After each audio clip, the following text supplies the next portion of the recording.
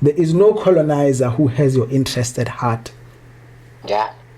There is no such thing. It's like saying that, no, that thief was kind-hearted because he only took my phone and not my wallet. He did not have enough time to take everything. Don't fool yourself. The truth of the matter is that there is not a single country, Africa is evidence to this, there is not a single country where colonizers are still present and the natives are living in peace. Look at Australia. No one even knows about the Aboriginals of Australia. No one knows Australia is a black country. Look at America. Look at Donald Trump's hair. No, look back at America. No one knows that the natives there are not Europeans. They are whitewashing this whole place. And here's the thing. Europe would not be what it is now if it was not for the minerals that they plundered from the African continent. How is Africa still the poorest? It is no surprise. It is no surprise that with impunity, Netanyahu and his cabinet would just carry on as if everything is A-okay. We are supposed to believe that they are of that land. Like we don't have a history book to know that they were brought there. We don't have a history book to tell us that. They don't want us to know that. They always tell us about this whole phony Bantu expansion notion of theirs that no, you must listen to how much trickery these colonizers have. They want to even make the Africans believe that they arrived in South Africa before us. These are the kinds of people that we are dealing with, and they will go to any lengths to make sure of their survival. Their numbers are not very impressive. They know that. And the only way for them to exist is on the backbones of everyone else, be it through their minerals, through their land, through their lives, killing their women and their children. And this is the state of the world that we live in. This biblical Israel stunt that Netanyahu has been pulling, and everyone before him, has to stop. You have the Patriotic Alliance in South Africa believing wholeheartedly that Israel is the right place to be. You have Gayton Mackenzie say that as far as he is concerned, his Bible says the land of Israel is the land in the Bible. If you can have such a man convinced, what of the average person? What of the average person? Do you think an average person would believe that in your Israeli prisons you are torturing, raping, violently humiliating, starving, sleep depriving, and denying adequate medical treatment to the Palestinian prisoners? Not the Israel in the Bible. Not that one. Whenever the tables are turning, because even your own Israeli human rights organizations confirm all of these things. But the thing is that whenever the tables are turning, Israel has a way of switching the chairs. So the tables are turning for nothing. America is the one that is funding the killing and the torturings of all the Palestinians. A time has to come. It is not as it seems. Colonizers have no compassion. They will. You can actually even win an election. You can win an election because they put you in a position where you can win, and they know you will because you are the majority. But they will still want to rule you. It does not matter if it's 4.4 million of them and there's 60 million of you guys. They will still want to rule you. Colonization is a thing that is expected and designed to last thousands of years because the mind is colonized. The mind is colonized. Oh, if only the whole world were to be in a flight and everyone except the colonizers jump out of the plane from seat 11A, the world will be such a better place. Colonization is a thing that is expected and designed to last thousands of years, because the mind is colonized. The mind is colonized. Oh, if only the whole world were to be in a flight, and everyone except the colonizers jump out of the plane from seat 11A, the world will be such a better place. You must remember what democracy is. I'm not even saying democracy is good for Africa. As far as I'm concerned, it is not. Because what democracy is, it is just perpetuating colonization by putting in puppets who will be answering to the West and keeping the same situation that has been happening. It's colonization just with blackface. That's what democracy is. But they also say that democracy is majority rule. If majority does not agree to be ruled by the minority, should that not be the case? And now I'm asking this question to the Super Saiyan of all racists, Gog Helen Zela. Should that not be the case? But of course, you have more rhetoric experience. You will be able to convince most of us whose minds are not decolonized yet. But I want to say that the time will come and the tables will turn, and you will not be able to move the chairs around. When the tables are turning, you will not be able to move the chairs around once the minds are decolonized, and that time is coming. Are you urban? Do you embrace the pulse, the energy, the vibe of the city? Welcome to Urban Radio, where your identity and lifestyle come to life. Africa, wam hele hilager. Ke kopa o light di data bundles out in English. Re tlo bua le Prince Lejwale from Urban Edge Radio. Are di hahlahla. Rabbie, mranaka wa nkutla mara wena ngutla ke a utlwa ha utsi I was laughing at you you. medisitse monate so wa tseba. Now I'm like Rabbie, a bird, a falcon does not jump off the balcony. It flies off, ne? Maybe that's why it cut us. Grammatical errors. The next thing, I could hear that. I utlwa silence jwale ke ra thomile when technical issues because you speak out loud. What you're thinking in your head, you speak it out. And Renara live on air, we hear you going like, Fortunately, my intrusive thoughts are not vulgar, so that's good. No. That's good. No, that's why I laugh all the time. Let's jump into it, but before that, the evidence about Gritos Kawara. Thank you, the Ebonite. Before I jump, I just wanted the Ebonites give a brief or what's happening. So this is what's happening. I'm just going to be about you, Ona. Trump saying shinile utrelang. So the Trump administration imposed sanctions on I don't know how to pronounce it. Is it Adamir, yes, Adamir. Yeah, Adamir, a prominent Palestinian prisoners' rights organizations, and 5 others international charities due to alleged ties to Palestinians' political factions classified by U.S. and Israel as terrorists. All the time, the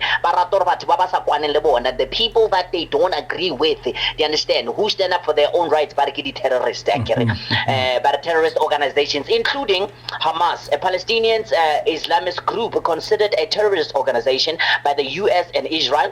Popular Front for the Liberal of Palestinians, which is the PFLP, a leftist Palestinian movement with both political and armed wings, also classified as a terrorist organization. So everyone who wants to stand up for their own self, the American administration or the Trump administration, let me call it that, would name them the terrorists. Now, reasons behind the sanctions: alleged support for militant groups. The U.S. Treasury Department accused these entities of supporting Hamas and the PFLP under the guise of humanitarian aid in Gaza. Pressure from pro-Israel groups, organizations like Zacha Legal Institute and Israel American Law Group urged the U.S. Treasury Department to sanctioned Palestinians NGOs, imagine, alleging they support terrorist groups. U.S.-Israel relation. The sanctions reflect a Trump administration's strong support for Israel and its efforts to curtail funding for organizations in considered threats to the peace. Then broader efforts to curb funding. The U.S. aims to tighten the financial noose around organizations labeled as threats to peace, part of an ongoing efforts to manage international conflicts involving known terrorists and organizations. The impact reaction, criticism from human rights groups. The sanctions have been criticized by human rights groups who argue that they aim to silence Palestinians' human rights organizations and undermine their work in documenting human rights violation. Potential escalation. The sanction could represent a significant escalation in the U.S. engagement with Israel's occupation of the West Bank, potentially aiding and abating Israel's attacks on civil society organizations. So, Ebonite, that's what the Trump administration and Netanyahu, the leader, the prime minister, Israel, but he's a Zionist, you know. So lastly here, the one that I'm going to mention, the UK along with Canada, Australia, this country, the UK along with Canada, Australia, New Zealand, and Norway. Those are like, it's many countries impose sanctions on two far-right Israel ministers, Itamar Ben-Gvir and Bezalel.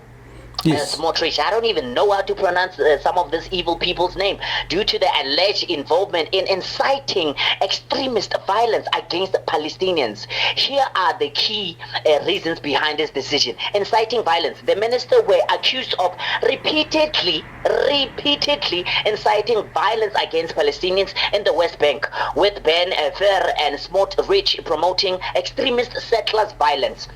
Human rights abuses. UK Foreign Secretary David Lammy stated that the two ministers had been inciting violence against Palestinian people for months and encouraging egregious abuses of human rights. Imagine this. Monstrous comments. These sanctions were also a response to their comments about Gaza, including calls for its destruction, civilian immigration, and expansion of West Bank settlement, which were deemed monstrous and repellent. Storming of Al-Aqsa Mosque. Storming of the mosque in Jerusalem was another factor contributing to the sanction. Sanctions include assets freezing the assets of them, imposing travel bans for two of them. Then the decision was made to hold these individuals accountable for their actions, with the UK and its allies emphasizing that the measures are directed at individuals who contribute extremist settlers violence rather than the state of Israel. So they did not sanction a whole organization or the organization that these two ministers work for. They sanctioned the perpetrators, not an organization. Rabbie, I had to break it down to the Ebonite or okay, this is what's happening. Break it down or okay, so now the situation is like this. Ntongena Bezalel le Ben-Gvir. They are yes they are quite extreme, right? But what I'd like to point out as we carry on with this to the Ebonite, what is happening here when they are sanctioning individual people. This is something similar to what Trump was suggesting happens to South African politicians. This is a version of that. When they were saying ANC members should be sanctioned, this is how it would have played out had that happened. Now, the situation is this. It is a start. I say it is a start because really the leader, Netanyahu, should have been in that list. In that list. It is a start. It is a start because there is some movement. I want to mention something. You've already stated all Ntongena, the reasons why these men are being sanctioned. I want to mention something to emphasize what kind of people are we dealing with now when we are speaking of Ben Gvir and Smotrich. Ben Gvir briefly resigned from Netanyahu's cabinet in January this year. This was during the short ceasefire, because he did not agree with it at all. Remember, Ben Gvir did not agree. No, obviously this is why he resigned, because he rejoined. He came back in March when the fight started. Then he came back to work. You understand? So you must understand the whole idea here is they want Palestine to be flattened. They want all Palestinians really gone and ethnically cleansed. This is the main thing. This is the main thing.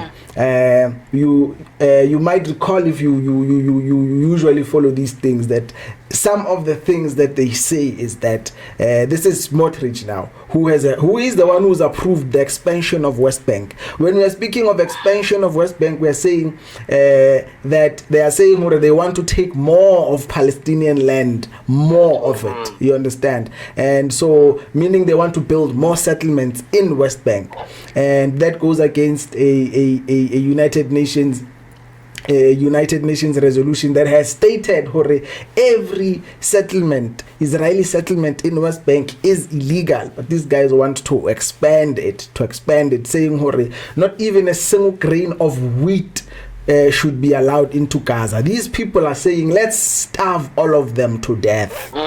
You understand? This is the only way, because they keep bombing them, but the numbers are not going down as rapidly as these guys want. They really just want the entire Palestine to become Israel.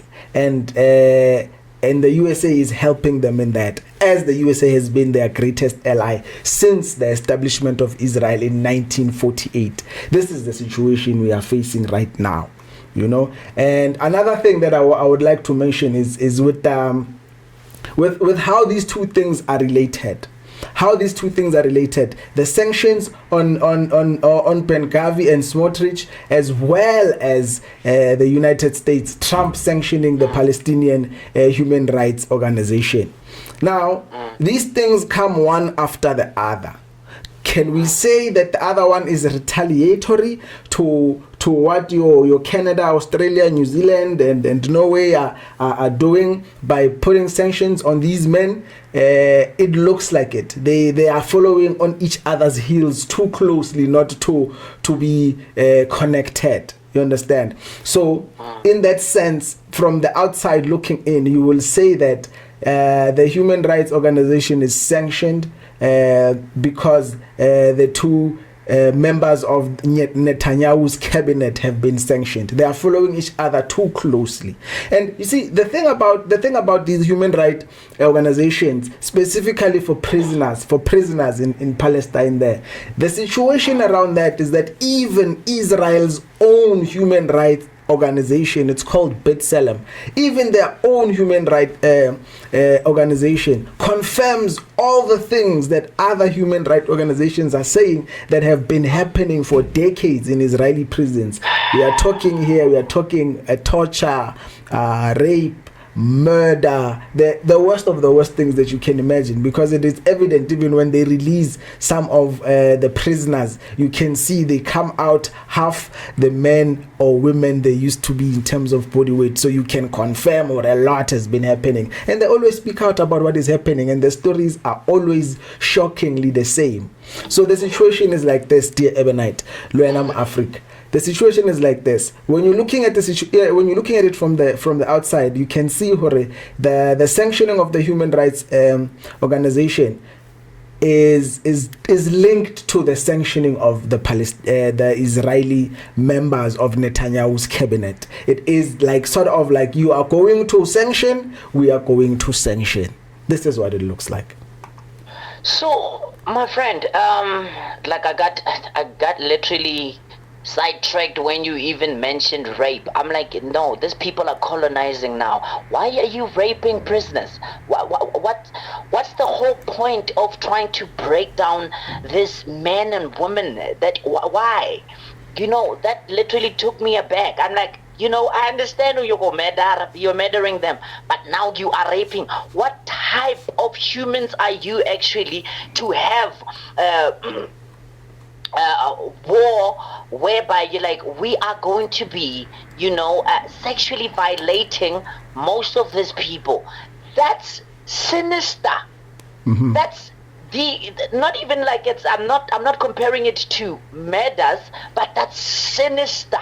And you release them just due to a fact of you thinking that Hamas, might be doing the same thing to your own people that they've apparently kidnapped, So now it brings me to this, Rabbie. Mm-hmm.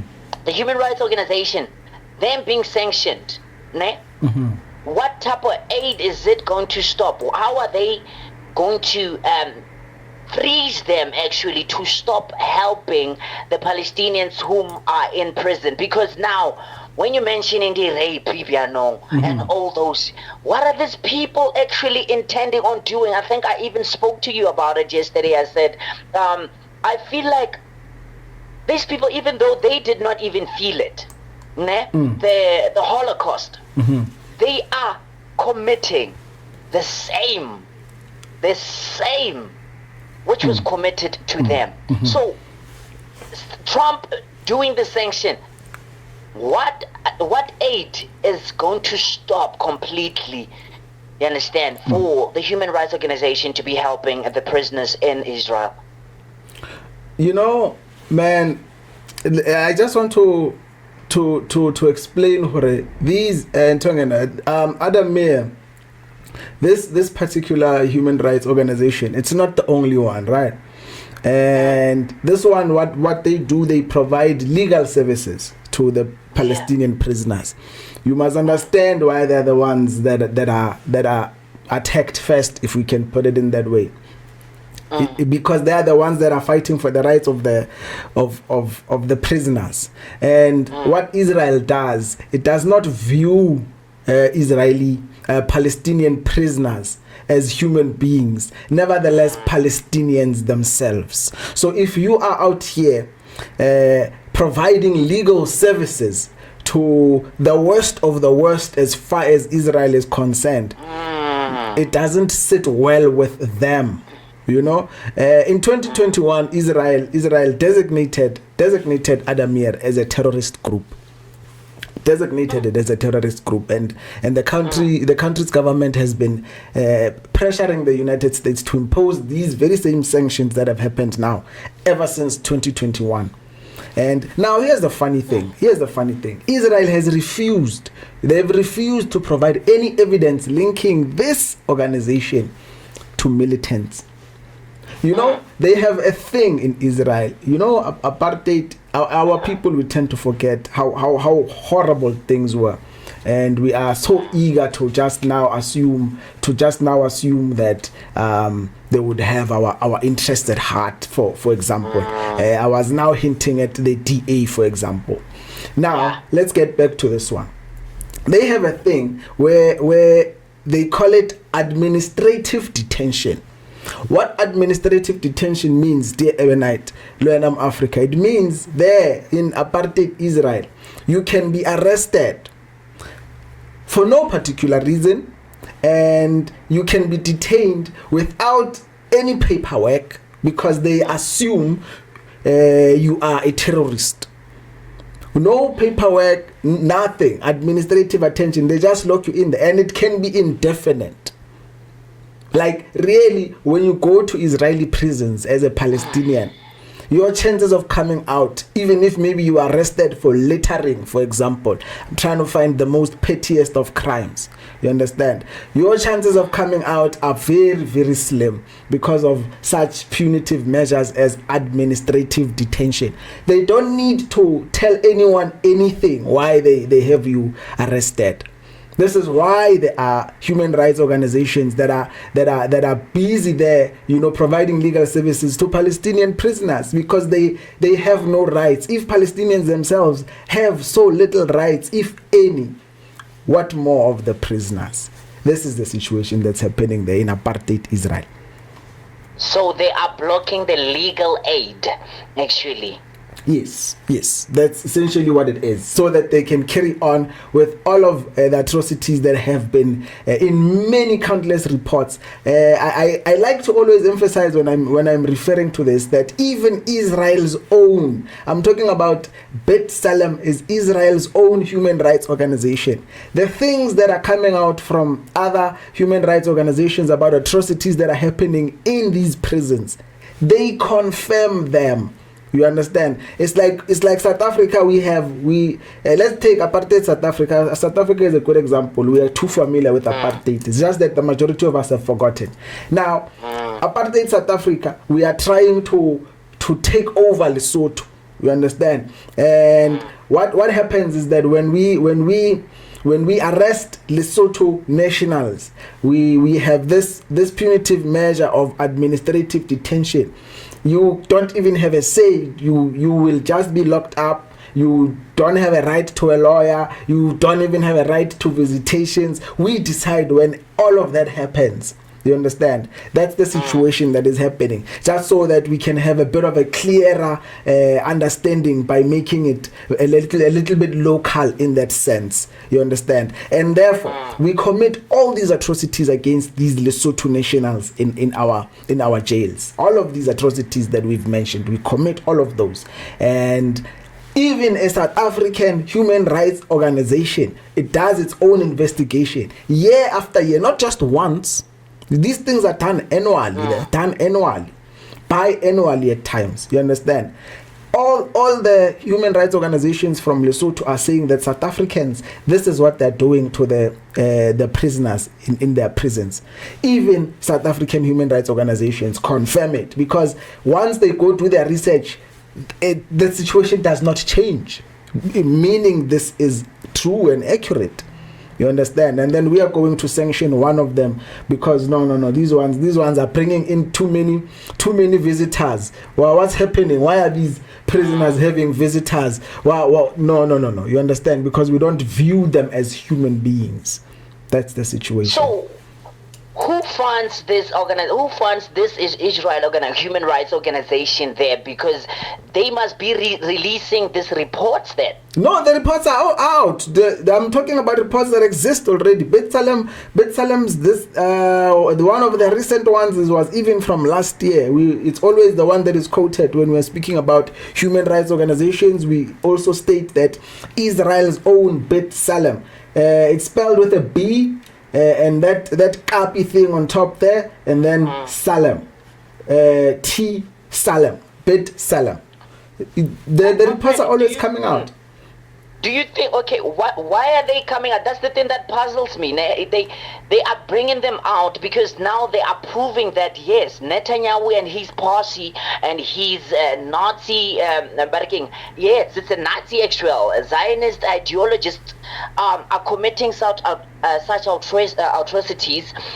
Like, who is literally letting them release those reports? Because they can fabricate them. No, but you see, if you and I we are doing research, we go there. The second we leave that prison, we have all the information that we need. You understand? And we are going to put all the information down and cite all of our sources. We don't need to go through the Israeli government to release a report that we have done. As a research scientist, we don't need to do that. If Netanyahu comes and reads this and hey man, even my own people are reporting against me, wouldn't he fight? You would expect him to do that. But you must also remember that even within Israel, there are what we can refer to as progressive Jews. We can refer to them as that because there are groups of Jewish people that are against the government of Netanyahu, and there's quite a lot of them. It's the same thing as what is happening in America. You would have Jewish people protesting in the streets against Netanyahu. That happens often as well. It is just not as publicized or mainstream as it would be. that's why I'm shocked. I'm like, I don't know of that. I know there are some voices, small voices, but when you spoke of an organization, a human rights organization that also reports similarly as what the other organizations which are outside of Netanyahu's or Israel's power, you understand, scope, that they will also produce such. Because if I'm the president of that country and you write such and you are releasing it to the public, the world, I will hold you, I will stop you, I will stop funding the same way that funding has been stopped to the Palestinians human rights organization. So I'm like, why are they being released? Content, there are people already, the Jewish people already, whom are striking, whom are rioting, whom are against Netanyahu, and we are not told of those. No, it does not make international headline because you must also remember that mainly our focus is it will be what happens in America. Our focus would be when it comes to Israel and Palestine. It would be giving the people an update about how many people have been killed by Israel, telling you the living conditions, explaining to the world that this is not a thing that started in 2023, explaining 1948. It's a lot that that has to be explained. You understand? So a lot of the information goes through the cracks for the average civilian. Understand, you sort of need to be working on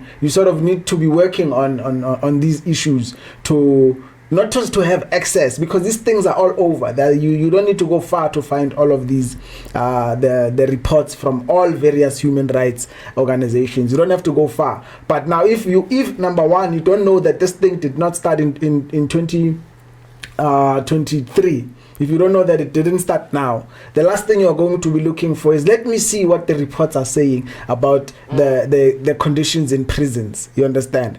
That's the last thing you're going to be wanting to research. First, you'll want to know, where does this thing start from? You understand? Yeah.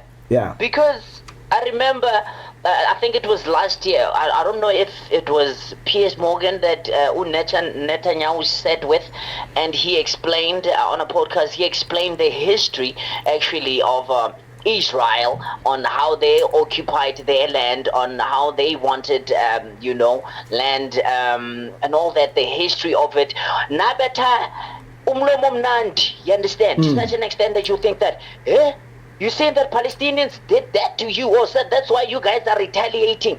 The history fabrication that he spoke of, would make you think that, maybe they have a right for them to do what they're doing. Do you understand?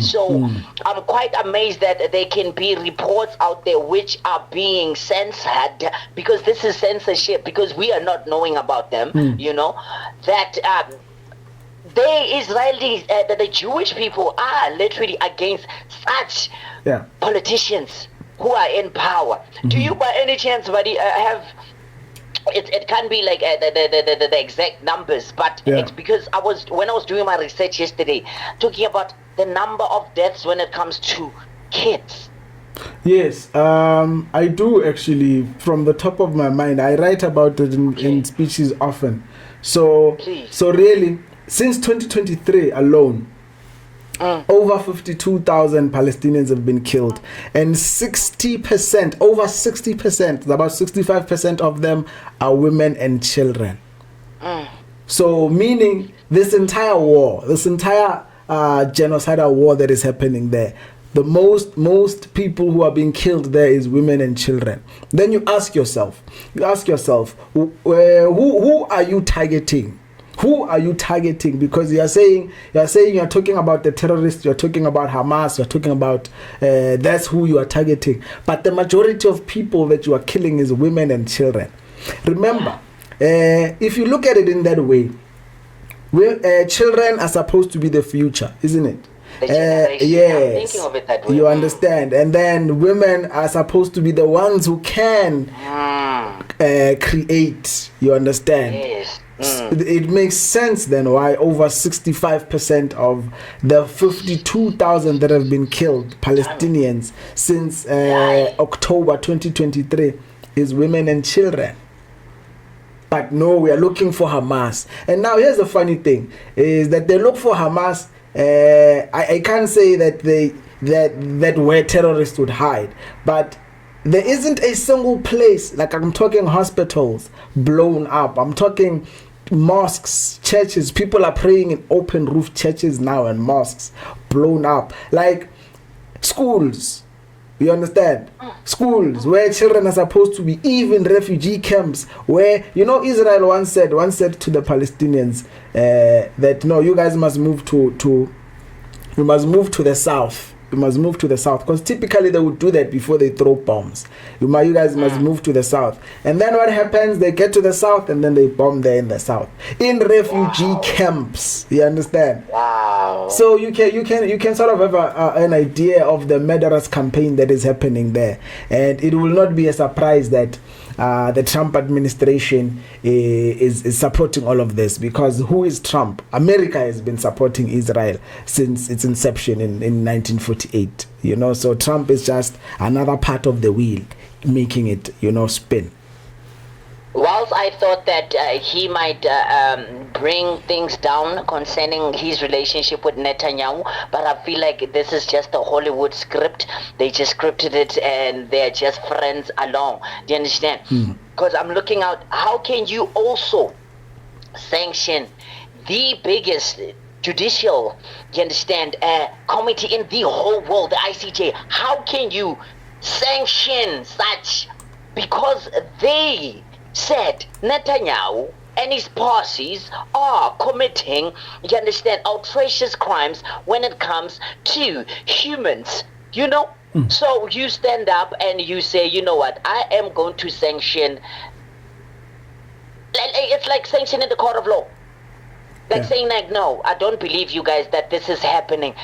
My friend, I don't like, this topic, like it break more all the time. Like my man, I don't know how to speak when it comes to this, because I get defeated. There was one clip that I played. A woman said, we need to stop this because they came for the Palestinians in the morning. They'll be coming for us at night. Like, I don't know now, like, what should we do now? What type of, because they've been blocking aid, they understand, so many times. They are literally putting hunger now as the main death. That's a slow death. What type of humans are leading Israel now? Are those even humans in those avatars? Are we dealing with people with a moral compass of, why when we had ceasefire, they still came up and said we have ceasefire, but now they relapsed. I'll call it a relapse because this is a big time relapse. Now you are killing. And there's been people coming from outside trying to give aid. And I'm talking about, I think, what's her name, Thunberg, who was the one who stands up for the climate change. She was also kidnapped, but they took her back home. Then the next thing, Trump was like, that one, she's an angry woman. She's an angry woman. That's the only thing he has to say. My friend, how can we, I don't know what should the world do? Because now it's as if we are looking at two nations whom are showing you that you can't do anything, because this is new age colonizing. This is colonizing. No, the thing about this one is that it's perpetual. It's a continuation. You understand? It's from those times. This is the longest standing occupation in history. It's the longest standing. This one that's happening there. 77 years of occupation, and Israel still insists that no, this is the land of the Bible. Your Bible says this is what your Bible is speaking about. This Israel, this one of Netanyahu. Imagine that. This is the situation that's happening. And also, it's not only it isn't only one organization that was sanctioned. Not only Adamir. Others were sanctioned. A few others were sanctioned. And now, when you look at it like this, these attacks on these charitable organizations, you can just imagine is that it is also an attempt to do what? To scare away the funders. Because remember, a charitable organization, and anyone from across the world can donate. You understand? Anyone from around the world can donate. Now, when there's this sweep of sanctions on these charitable organizations, now it's gonna scare away funders. In what way? You'd have people who were on the fence about the situation who would say, but now why are these people being sanctioned? And then they will tell you that no, they're working with terrorists. This is why we are sanctioning them. And what that will do, the funding will dwindle. They don't want, like Ben Gavi said, not a single grain of wheat must reach these people. You understand? So now they're going against the external sources of aid that they are getting. They are taking them. They are taking that too. They want this land by hook or by crook, and Donald Trump is going to help them make that happen. And now, moving on to this one, like if I was a billionaire or a multi-millionaire, I would be doing something, man. But now, like, it's the only power that I have is my voice and speak about it. That's it. You know. But now it moves to the South Africans also being nonchalant of what happened to us 31 years ago. You know, whereby. And you called it a shenanigan, like it's a ploy. It's You are trying to put the Super Saiyan of racists. I love that term.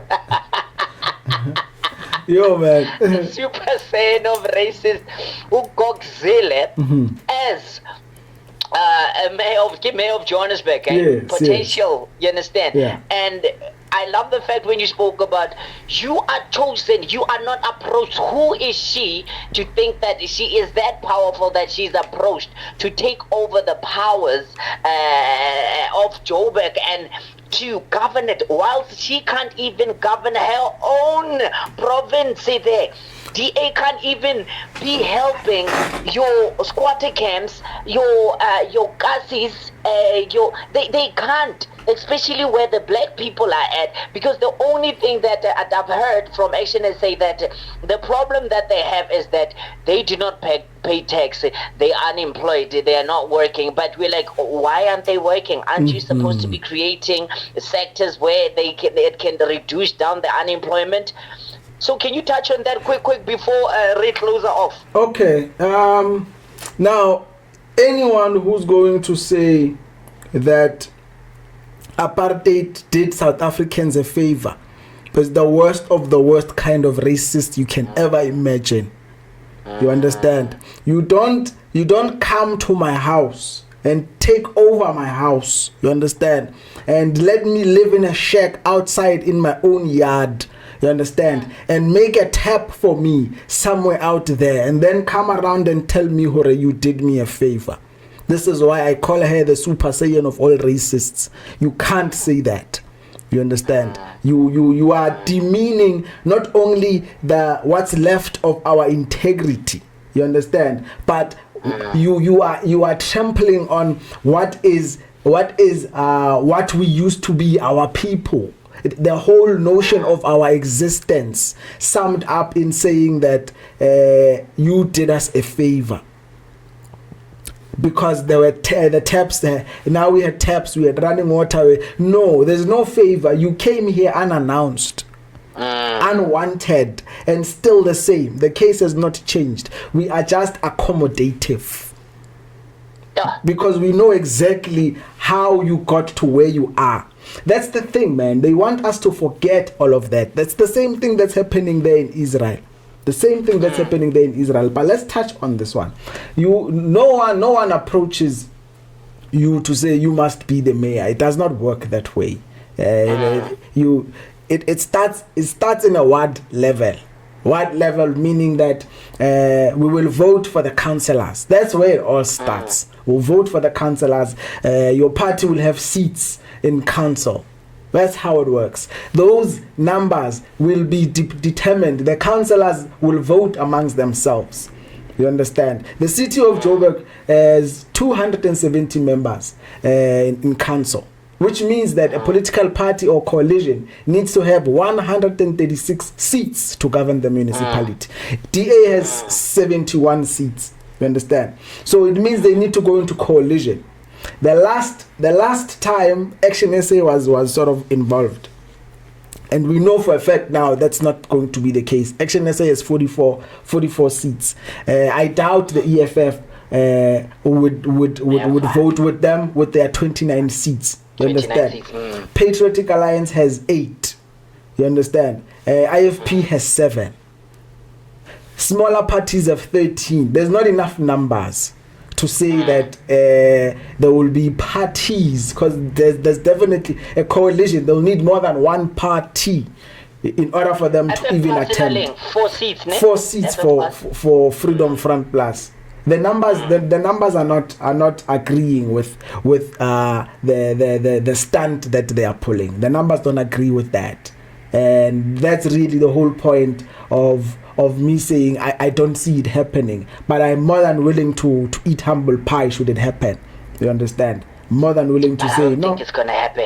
No, the numbers don't point to that. There must be some sort of magic that happens. Maybe the ANC decides they want to make sure that the EFF stays so far out that they are willing to go to bed with the enemy. You understand? In that instance, you understand? But that's also unlikely at the moment. At the moment. So really, it is just a let's reinvigorate the idea of DA in Johannesburg ahead of the local elections in 2026. That's what this looks like to an average person who usually looks at these things. That's what it looks like, because a majority of the parties have already come out condemning the stunt. They also see it as that. You understand? Now, but the honest truth, man, is that you have people that gravitate to the DA. We get that, and we must acknowledge why. It's because the ANC has not been doing right by the people, and therefore the people now, instead of broadening their thinking, you understand, they just assume, you know what, the DA is a better option. And this is where the DA gets its strength. We must acknowledge the facts, because if we overlook the facts, we are doing an injustice to ourselves. There is a mentality of an inferiority complex that still lurks, and the DA knows, and they are lurching to that. The DA knows. Yeah. You understand? They will tell you, they will show you all the shiny suburbs in the Western Cape that they take very good care of. Herman Mashaba of the Action SA said it himself that no, what the DA does is they prioritize the white areas. They prioritize those ones, because as you have mentioned, that the townships, the people there are unemployed and they're not paying for services, and there aren't people that vote for the DA. So why should we bother with them? This is what Herman Mashaba says. He has more experience than any of us speaking from the outside. He knows. He said when he was Joburg mayor, those were the things that he was faced with from the toxic Helen Zille. Those are also his words, that he wanted, Herman Mashaba wanted to provide portable toilets, not even let's go build and do infrastructure, no, portable toilets for townships. And Helen Zille was saying, no, those people don't even vote for the DA. So meaning that as far as Herman Mashaba is concerned, Kokzela knows which parts of municipalities vote for the DA, and she throws all of her toys to that aspect so that the people there can vote. This is now in the suburbs. This is why we have this notion of the clever blacks are also the ones that are selling out the revolution, and they are voting for the DA. Because here's an important thing that the DA likes to perpetuate. They like to say that, no, the other parties will make it about race. We are not going to make it about race. We are going to make it about service delivery. By the way, service delivery is what every single party speaks about. So that's not something special. Here's the thing. When they say that, they are making you forget what democracy is. Is it not majority rule? Yeah. If they say it's not about race, they're already taking that away from you. But because they did not do it by force, it's not a crime. You understand? They did not take your constitutional right to remember and know what a democracy is. They didn't take it by force. They did not rob you. You understand? It's rhetoric. It's just speech that hits nicely when you listen to it. It's grandstanding. You understand?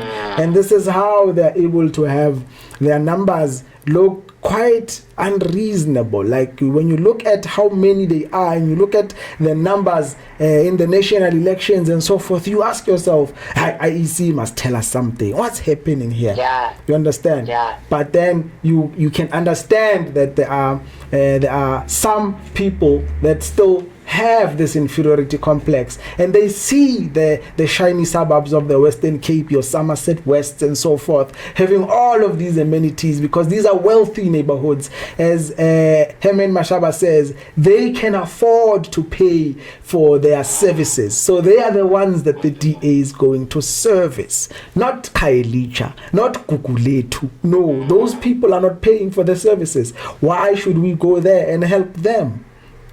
This is why Herman Mashaba says, Soweto and other townships in Johannesburg are going to be worse off should that miracle happen.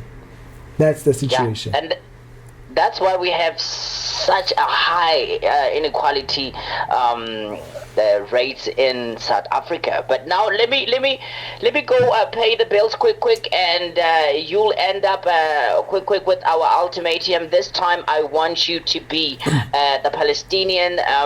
Actually, I want you to be a delegate from South Africa amongst the Palestinians' human rights organization, speaking, on a public briefing, media briefing about this whole sanction and how things should change. So let me go pay the bills and come back, and you'll play that ultimatum. I want to hear your speech when it comes to this one. All right, let's do that.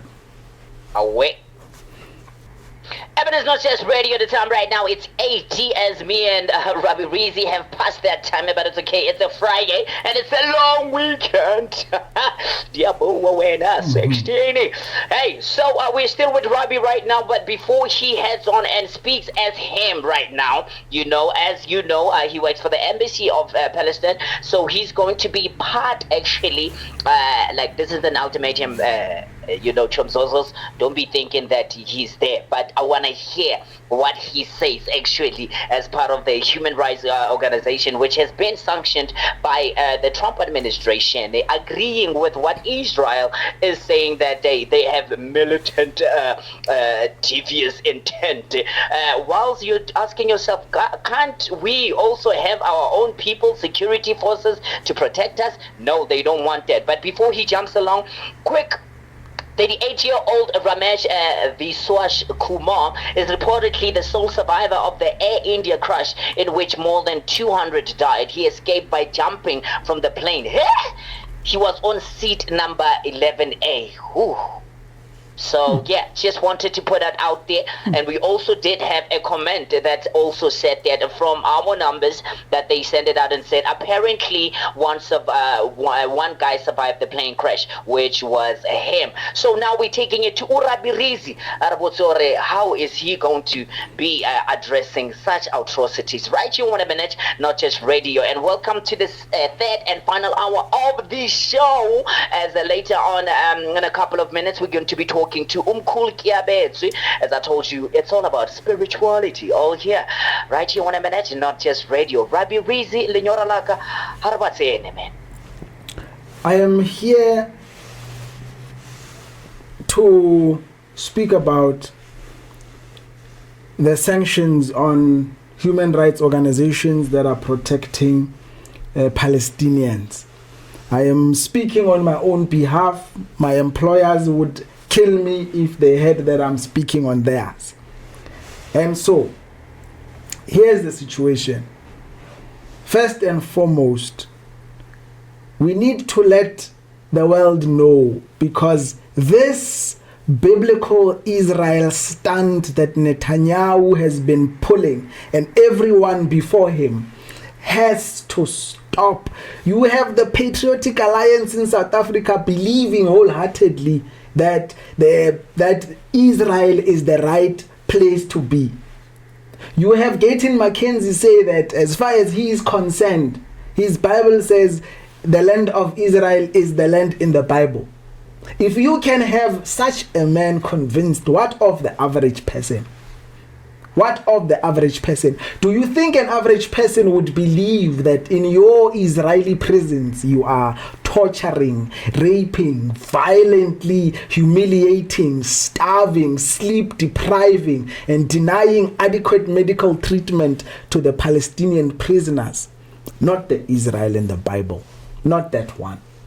How is that a possibility? How is that a possibility? But here's the thing. Whenever the tables are turning, because even your own Israeli human rights organizations confirm all of these things. But the thing is that whenever the tables are turning, Israel has a way of switching the chairs. So the tables are turning for nothing. The time has to come. The time has to come where we all know the vile nature of people that you are, that we all know and are aware that America is the one that is funding the killing and the torturings of all the Palestinians. A time has to come.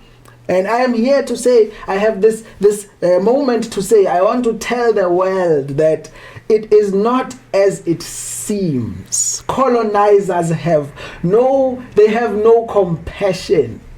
They will. You can actually even win an election.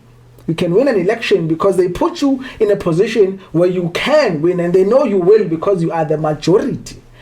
But they will still want to rule you. It does not matter if it's 4.4 million of them and there's 60 million of you guys. They will still want to rule you. But here's the thing. The thing is that we are quite powerless, most of us, because colonization is a thing that is expected and designed to last thousands of years, because the mind is colonized. The mind is colonized. Oh, if only the whole world were to be in a flight and everyone except the colonizers jump out of the plane from seat 11A. The world will be such a better place. The world will be such a better place. The truth of the matter is that there is not a single country, Africa is evidence to this, there is not a single country where colonizers are still present and the natives are living in peace. Look at Australia. No one even knows about the Aboriginals of Australia. No one knows Australia is a black country. Look at America. Look at Donald Trump's hair. No, look back at America. No one knows that the natives there are not Europeans. They are whitewashing this whole place. And here's the thing. Europe would not be what it is now if it was not for the minerals that they plundered from the African continent. How is Africa still the poorest? It is no surprise. It is no surprise that with impunity, Netanyahu and his cabinet would just carry on as if everything is A-okay. We are supposed to believe that they are of that land. Like we don't have a history book to know that they were brought there. We don't have a history book to tell us that. They don't want us to know that. They always tell us about this whole phony Bantu expansion notion of theirs, that no, you must listen to how much trickery these colonizers have. They want to even make the Africans believe that they arrived in South Africa before us. These are the kinds of people that we are dealing with, and they will go to any lengths to make sure of their survival. Their numbers are not very impressive. They know that. And the only way for them to exist is on the backbones of everyone else, be it through their minerals, through their land, through their lives, killing their women and their children. And this is the state of the world that we live in. I just want to leave you with those words, and I want to remind you that There is no colonizer who has your interest at heart. Yeah. There is no such thing. It's like saying that, no, that thief was kind-hearted because he only took my phone and not my wallet. He did not have enough time to take everything. Don't fool yourself. You must remember what democracy is. I'm not even saying democracy is good for Africa. As far as I'm concerned, it is not. Because what democracy is, it is just perpetuating colonization by putting in puppets who will be answering to the West and keeping the same situation that has been happening. It's colonization just with blackface.